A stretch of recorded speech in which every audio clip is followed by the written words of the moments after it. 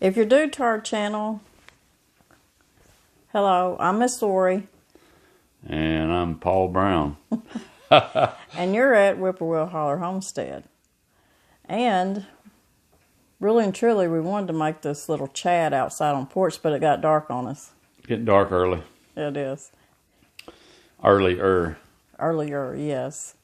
But we just wanted to talk to you a little bit about what this video is about and why it's so important to us. Well, we've been saving for a long time for this. And waiting for a long time. And waiting. And so, actually, it was last week we finally got finished with it. And we've got our new pond dug. And we have a lot of people out there, our subscribers, that are going to try to do what we've done, are in the process of doing what we've done as downsizing and having their little homestead. And people's looking for property. And I can't really maybe express truly how important water is going to be. We've always had,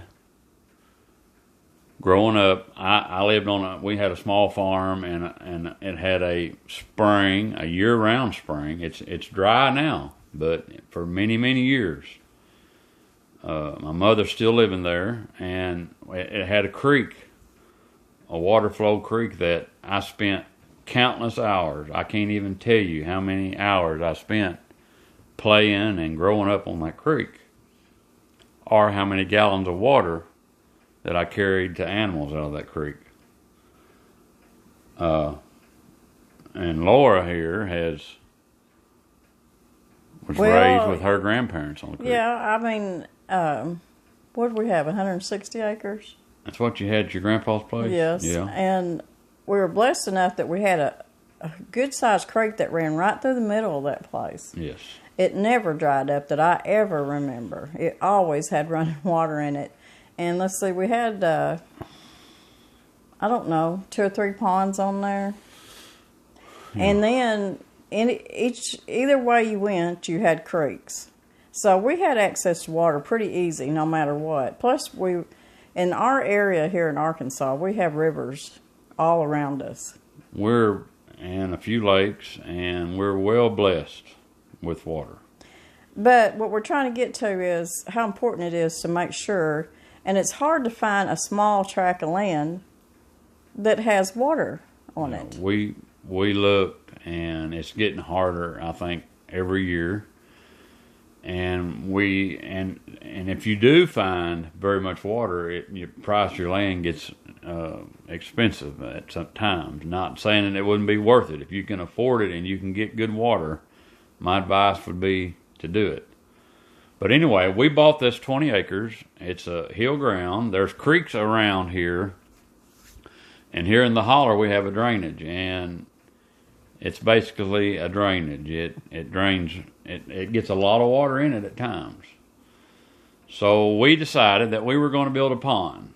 And the pond will be for water. If we have to have excess water, if anything ever happens that we need to water garden, we lose power, and pond water is very good for gardening, and we're going to put fish in it, and that's going to be a food supply for us, not to mention the recreation for us and our grandkids.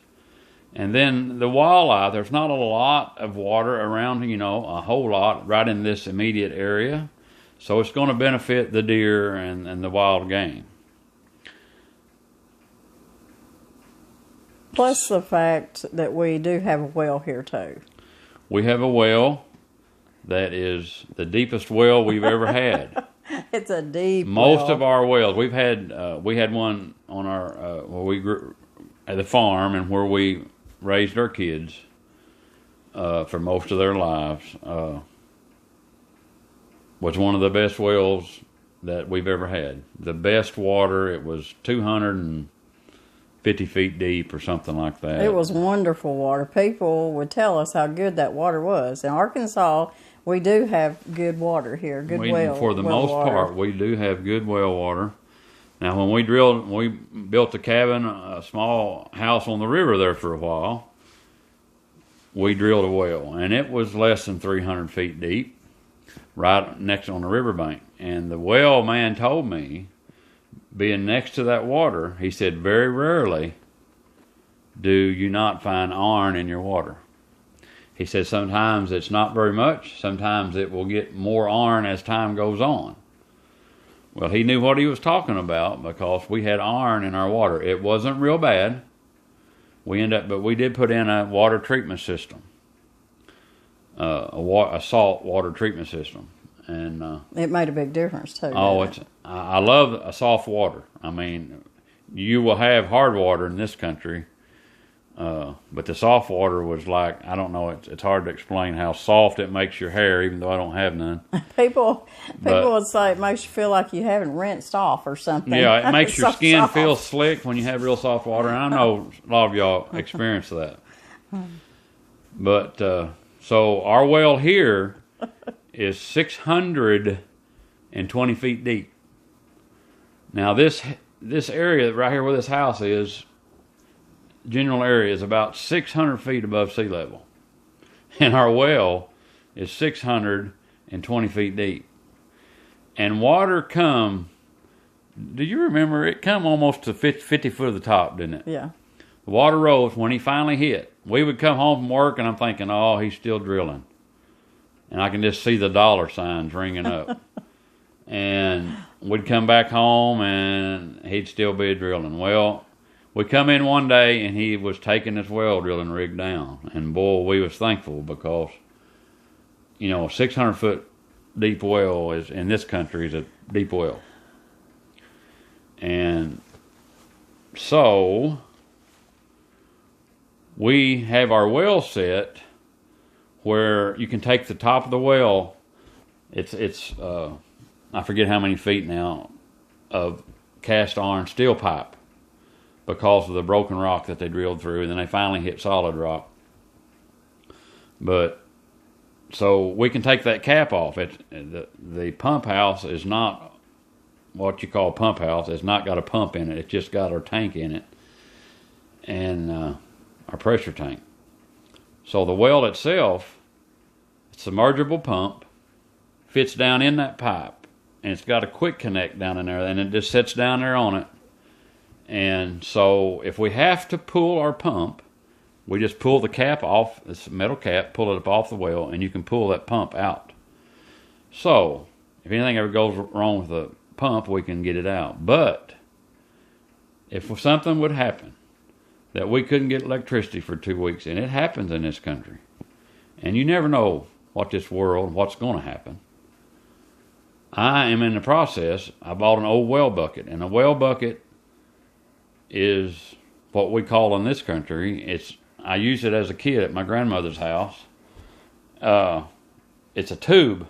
It's about so big around. It's a tube about 3 foot long.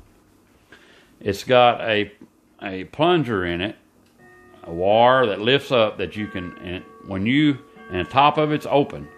You drop it down in the well. As the end of it hits, the plunger part floats up and it starts filling with water. And that thing will completely fill up. But when you start to pull it up, the pressure of the water closes the end of it. And then you pull that up out of the well and put it over your bucket, and it's got a little T-handle deal there, or I think this is just a single wire handle. And you lift up on it, and all your water will come out of your bucket. It's really like a piece of pipe. And you can actually make them. And I may do that, show y'all one of these days. I may make one out of a PVC pipe. But we found one. The new ones aren't as you can buy them. They got scarce for a while, big time. We'll get it and show it to them. We'll show it to you one of these days. But I've got to work on it. But it's an old style, heavy duty, and it's in good shape. Except, well, you say good shape, but I've got to do some work to it. The plunger part of it was no good, so I've got to make my own end for it. But anyway. And I've got pulleys and things, and I could make me a pulley tree out there and a cross piece and Well, we also are set Typical up. water. We've got rain barrels too, and I want to get set up with more rain barrels because I think catching rainwater is very important. Yep. We use a lot of it during summertime till it gets dry, like it did this summer. There's nothing like what a garden will do from rainwater. No. And if you can, Even as good as well water is, it's still not as good as rainwater is. and our well water is really cold, and we're in a hot summer. I personally don't believe that real cold water on a garden is really near as good as warm water. That's why I like pond water. But if you had to have it. And this pond, it's another source of being sustainable too, because we're going to raise fish in it. Right. That's what I said. It's going to be a food source, and I'm going to love being able to fish with my grandkids. Yeah. Right here at the house. Now, they're fixing to show you a couple of videos, a couple clips of them building this pond. And Danny had it to where they went down in there and put big, huge rocks in certain places. This pond had more rock in it than you can imagine. Now, we're hoping. We don't know that it's going to hold water. That's a risk you take. If it don't hold water, then we may have to put some hogs in there and let them seal it. That's a possibility. Well, that's what we used to do. Put some hogs in it and run them in it for a while. And then they have a clay they call bentonite. And it swells somewhere in the neighborhood of 30 times its size. But they recommend, on the type of soil that I've got, at least a pound per square foot. That's not very big. And you take a pond the size of this down here, and you're looking at possibly 80 tons. That sounds like so much. That's a lot at 2 tons per square foot. So right now we're not going to do that. They actually sell that around here, but it's usually in a 50-pound bag. So we're going to see what nature does. I've had ponds dug before that didn't hold right out at first, but a year later they held for many years and would hold water all summer. And we got a few pictures of, we were having to work, so we didn't get the whole process. We would come in from work, and we're going to show you pictures at the beginning and as the process went, but it only took them 3 days. They're very, very good working people, and they had a big track hole, or a nice track hole, and a nice dozer. And it's a man and woman team. A man and woman team. A woman run the dozer, and she can run the dozer, I promise you. And the gentleman can run the track hole, and he does a little bit of the dozing at the finished end on the side of the bank, because she don't like being real steep on the side of a bank. But I run the dozer some. We didn't get no pictures of that. And this lady run the dozer some. They made me do it, though. They put her on there, and the lady got on there with her, and she run the dozer. I was thinking, if I could get out there on that dozer by myself, nobody here, I think I could learn to run it. Well, I know you could. I might tear it up, but it was an adventure. It's really nice dozer. I don't want to bore people with construction equipment, but it's a dozer that it's got joysticks in each hand. And the old dozers that I run off and on for years was hand lever brakes that would lock one side. You would steer it with your hands or your feet, and then you had one control through the blade. And you can sit here on this one and do it all, and it is sweet. But anyways, we want to show y'all a little bit of the process. And y'all not going to believe how big this pond's going to be. It's bigger than what we anticipated, really. But it took up all the holler down there. It's, I don't know exactly, but somewhere around 10 to 12 foot deep in the deepest part. and we put a lot of fish cover out there, as in rocks mainly. Stumps. A stump, couple logs. And it'll be interesting to see. Hurricane Laura put over 10 inches of rain before we got this pond, before we got it dug. And it would have been nice, but I'm not complaining about that. I'm just glad to get it done. It'll be a while before it gets full of water, that's for sure. It's going to be a while, especially this time of year. It's going to be a while. But we're excited about it, and we hope it holds. If not, we're going to try to make it hold. It may be a few years. We don't know. And it may be spring, late spring, before it gets full. We don't know yet. We just have to wait and see. But we're going to keep y'all updated.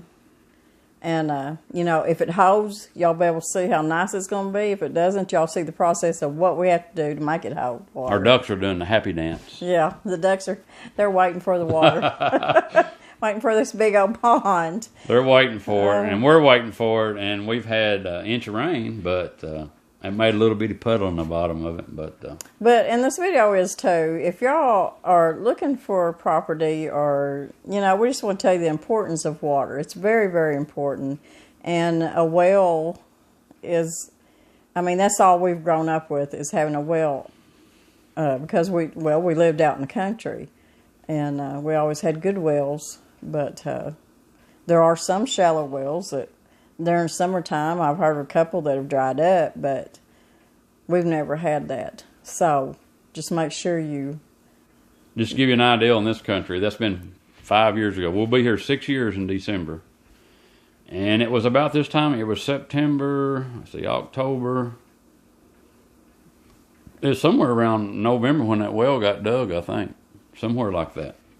So it'll be 6 years this November. And that well cost us over $9,000. And I know some people's going to think, well, that's cheap. But when you're used to paying $3,000 to $5,000 for a well in this country, and you have to pay $9,000, but we allowed for it. I was guessing $6,000, but it ended up being $9,000 plus, I don't know, $600 or $800 for the pump and all that stuff. And the thing is, you never know how deep your well's going to go. So you always have to be prepared for that. So most people charge by the foot, and it's these chicken houses come in the country, and well drilling got high. So it's probably a lot higher than it was when we had ours done. I don't know. And it may be different in different states, but anyways, Arkansas is a wonderful place to homestead. The taxes are low, pretty much, a lot lower than a lot of places, and it's called the natural state for a reason. There's just a lot of beautiful places here. And another thing that you might want to do when you're doing your homestead, regardless of your land and what you think you might want to do, is be sure and watch out for the building codes and restrictions. All states are different and require certain things.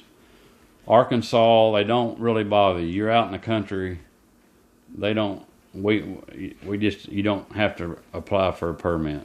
Now there is certain rules and regulations on certain things, but for the most part, if you're dealing with a bank, and there's septic system rules. We put in a septic system.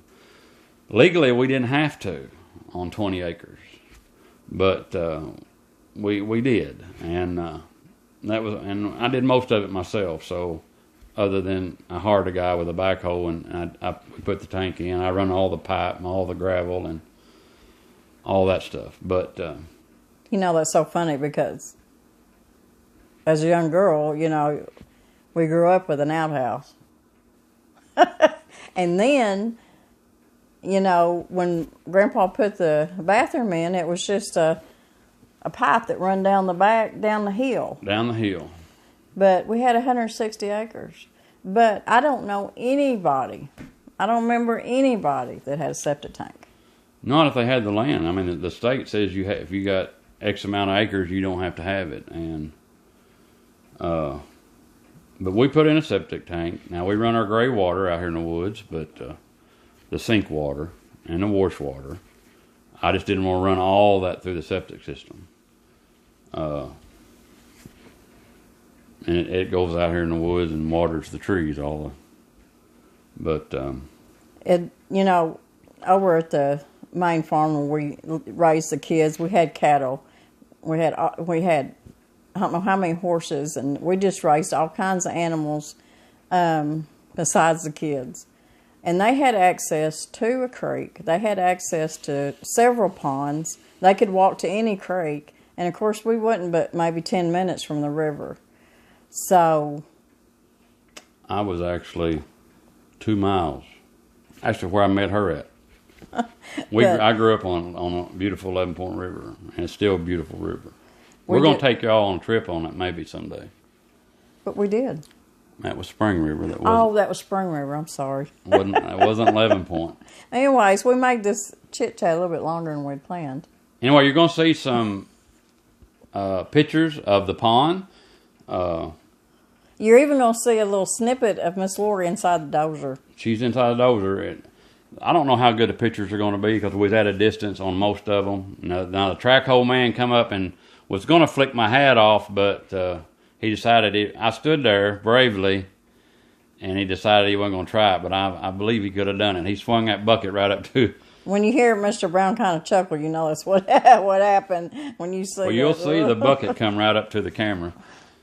He was messing around, but anyway, what else? Well, I mean the main thing because we want to show them our pond. Yeah, I like to say we've been waiting since last December.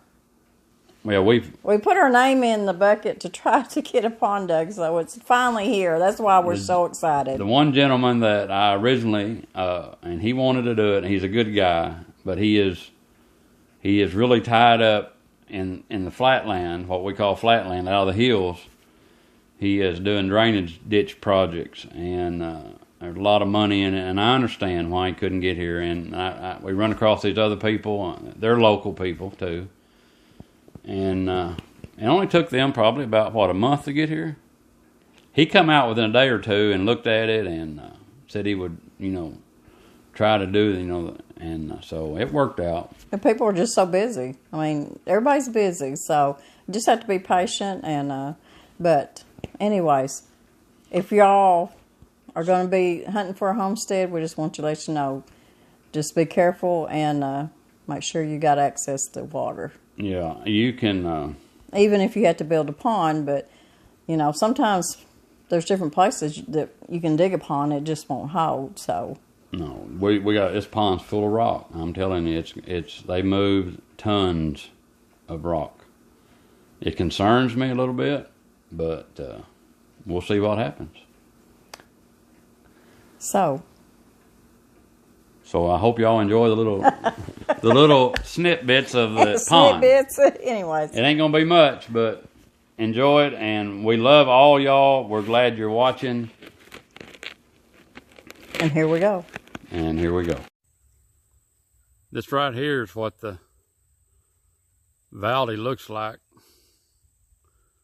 where we're getting ready to build a pond, hopefully within, been saying a few weeks for a while, but we're going to do a little before and after.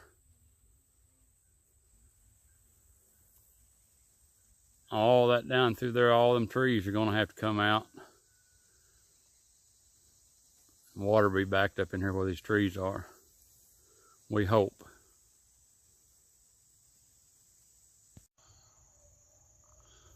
So you can see there's a big difference. Yesterday's pictures, today's pictures. This is where the pond's going to lay.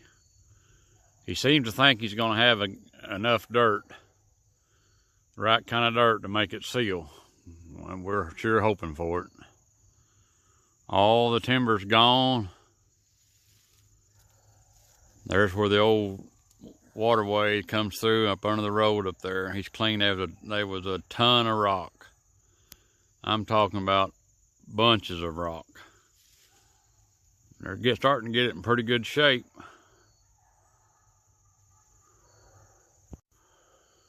This is the timber that come off. There's going to be several rick of wood here.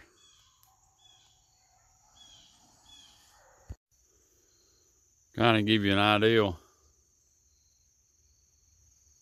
how much rock. They have moved a ton of rock today. They're pushing it all off down here in a big, across the holler down in a big hole.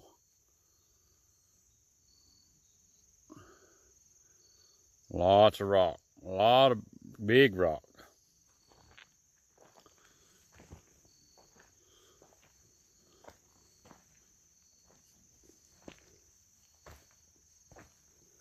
A lot of rock that size right there. And bigger rock, like that big rock down there.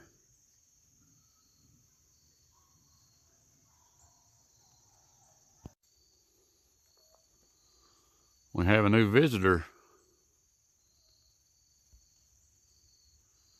You can see Miss Lori up there waving. Picture's not focusing very good. But I'm on one side of it and she's on the other.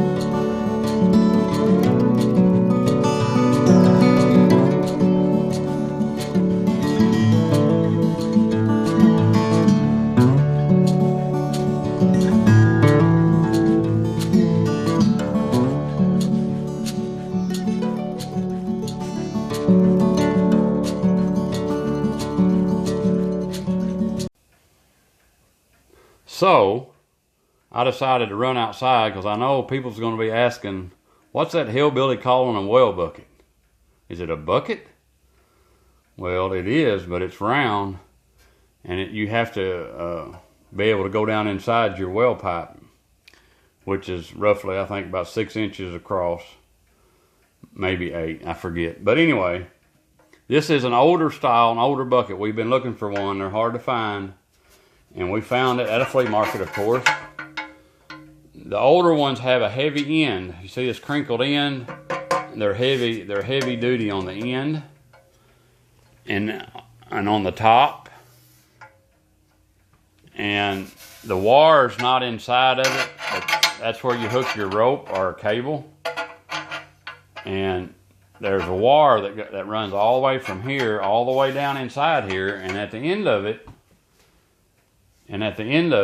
it has a rubber plug, I guess you would call it, and it sets up inside this, and it has a bolt, you know, the rod's threaded, and it has a nut that holds it and all that stuff, and it moves up and down. So when you drop it down in the well, straight down in the well, as it hits the water, the plunger part of it, the rubber part of it, will push up. The water will force it up, and the water will start going in this pipe. And as it goes down and fills up, when you start pulling it up, of course it'll be standing straight up, but the pressure of the water will push that plug down, and it shuts it off. Keeps the water from running out of it. Then once you pull it up out of the well, you hold it over your bucket, and like I say, there's a wire that goes in here, and you just reach up here and pull that wire with your finger. Has a ring in it. You just pull it up, and the water will run out in your bucket, or whatever you want to put it in. They make them nowadays. They actually make them. They're a lighter weight. This one here, I'm gonna have to clean up a little bit and do some work on it, and I've got to get it done. But like I say, they got scarce. You couldn't get them for a while, even if you tried to buy the newer made ones. And we finally run across a lot of them that wasn't very good shape. This was one of the better ones that we found. At a good price. At a fair price. So all I got to do is fix it. And I've been putting it off, but I've got to do it. I'll make me a homemade rubber plug for the end of it.